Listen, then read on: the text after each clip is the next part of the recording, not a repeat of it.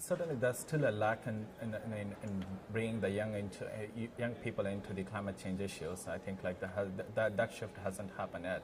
But like I think this conference, this summit is like kind of a pivotal juncture that like where it will lead the young people to think more about it. And like there's a lot of research being pushed into the agenda now, and like the sustainability is being like become a commonplace word into the Qatar, and people have started coming to know about it. And like especially like I see the young guys in Qatar are getting into that forum, like trying to promote like a traditional knowledge and promote traditional values, like in terms of environment protection.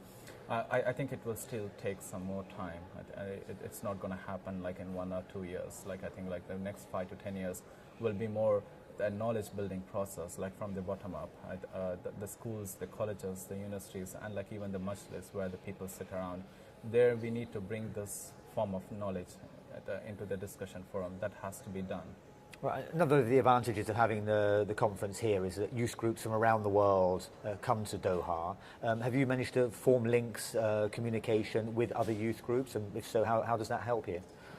Definitely, like Arab Youth Climate movements, like that form a kind of a very basis for the other young Qataris to initiate like some actions locally. There's some I have already seen some young guys like taking part into those programs, but still like people are very taking long time, and like to know this urgency. The urgency is still not yet being addressed in the right way. And but there are some young guys like who've been educated abroad, and like they know like what is happening, and they've been more socially conscious about it.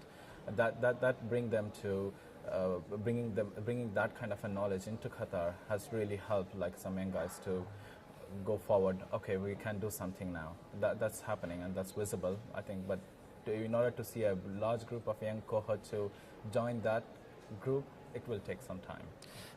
In general, globally, do you think the youth voice is being heard? Is the youth voice here in Doha being heard in the negotiations? We keep hearing the same phrase, it's your planet, it's your future. It's the voice that carries the most weight. But do you think that is the reality, that the youth voice in general is being heard here at COP18 and in general in climate change negotiations? Absolutely not. Absolutely not. Like it's all about politicians. It's all about business and corporate people. Like they've been running the agenda, and they've been talking all about their own vested interests. It's not about youth. It's not about future generation. These words are mostly suited in the rhetoric, and like but in the actions, like even the youth are not allowed to be part of this discussion in the forums. Like it's all closed meetings. Like the backside screens. We never know. The lack of transparency, and like the lack of like inclusiveness is still there. So I will certainly not go with those words, and like it's still way far behind that one. So the governments who makes the decisions, the corporates and the big businessmen, they make the agendas, and they make the whole political process either to move forward or to bring the gridlock. They are the one who's doing it. Okay, that's great. Thank you very much. Thank you.